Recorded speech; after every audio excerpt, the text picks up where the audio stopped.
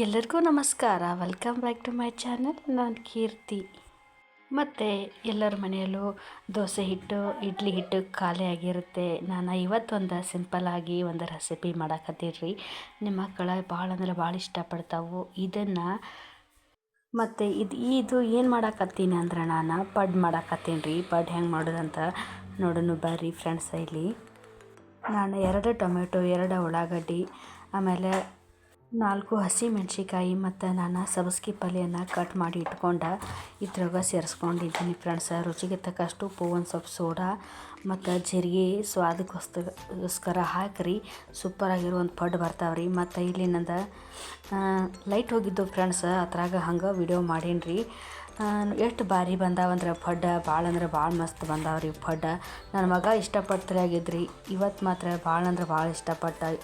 ಒಂದು 4-5 ಜಾಸ್ತಿನ ಪಡ್ಡು ತಿಂದು ನೋಡ್ರಿ.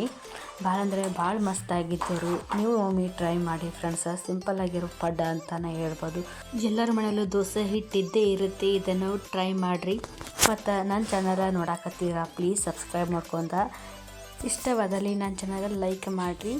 ಮತ್ತು ಹೆಣ್ಮಕ್ಳಿಗೆ ಬಳೆ ಅಂದ್ರೆ ಭಾಳ ಚಂದ ಕಾಣ್ತಾವೆ ನೋಡಿರಿ. ನಮ್ಮ ಮನೆಯೊಳಗೆ ನಾನು ಹಸಿರು ಬಳೆನ ಜಾಸ್ತಿ ಉಪಯೋಗಿಸೋದು ಫ್ರೆಂಡ್ಸ. ಇಲ್ಲಿ ನಾನು ನವರಾತ್ರಿಗೆ ಅಂಥೇಳಿ ನಾನು ಹಸಿರು ಬಳೆಯನ್ನು ಹಾಕ್ಕೊಂಡಿದ್ದೀನಿ ಫ್ರೆಂಡ್ಸ. ನಾನು ಹೋದ ವರ್ಷವೂ ಹಾಕ್ಕೊಂಡಿದ್ದೆ. ಅದಕ್ಕೂ ನೀವು ಕಮೆಂಟ್ ಮುಖಾಂತರ ಭಾಳ ಅಂದ್ರೆ ಭಾಳ ನನಗೆ ಕಮೆಂಟ್ ಮಾಡಿ ಹೇಳಿರಿ, ಭಾಳ ಚಲೋ ಆಗ್ಯಾವು ಕೀರ್ತಿ ಅವ್ರಿ ಅಂಥೇಳಿ. ಮತ್ತು ಹಸಿರು ಬಳೆ ಯಾರಿಗಿಷ್ಟ ಅಂಥೇಳಿ ಕಮೆಂಟ್ ಮುಖಾಂತರ ತಿಳಿಸಿ. ಅದ್ರಾಗೂ ನನಗೂ ಭಾಳ ಅಂದ್ರೆ ಹಸಿರು ಬಳೆ ಅಂದ್ರೆ ಭಾಳ ಅಂತ ಪ್ರೀತಿ ಅದ್ರ ಮೇಲೆ ರೀ.